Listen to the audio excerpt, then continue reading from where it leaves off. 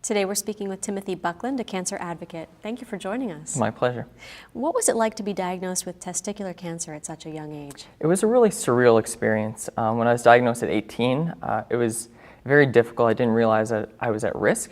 And then when I was diagnosed at 21, it was an emotional kind of, why is this happening to me sort of situation. Although it was the worst experience that ever happened to me, it gave me a lot of great opportunities and really focused my life towards helping people with cancer and working on cancer. What, in your estimation, are the biggest challenges facing young people with cancer, and what are some of the ways that we can go about addressing them? So because of the transitional way our lives are, we're either moving away from home or we're going to school, starting families, we have a lot of emotional and fiscal issues that other groups don't have. So the emotional issues, obviously, because of where we're either treated in a pediatric setting or we're treated in an adult setting, we don't really fit into either group. So it's very difficult to find the support you need based on the people that are around you.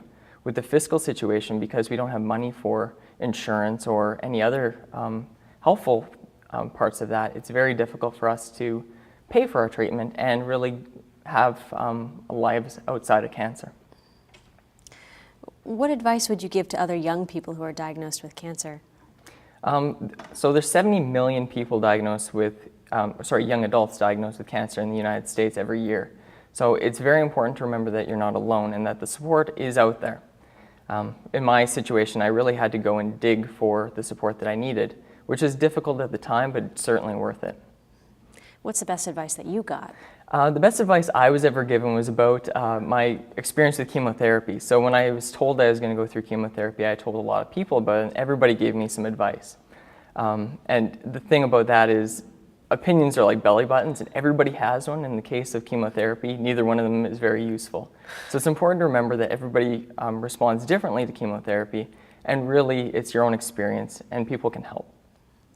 You're also an active member of the AACR Scientist Survivor Program, and here at the annual meeting you will get a bird's eye view of the latest research.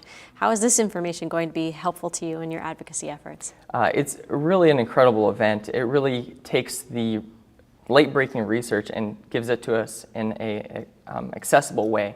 Research is moving at such a quick pace that for advocates it's difficult for us to absorb everything that's important to us. So it's really been a great experience talking to some of the big researchers and learning about our own types of cancer. Timothy Buckland, thank you so much. Thank you.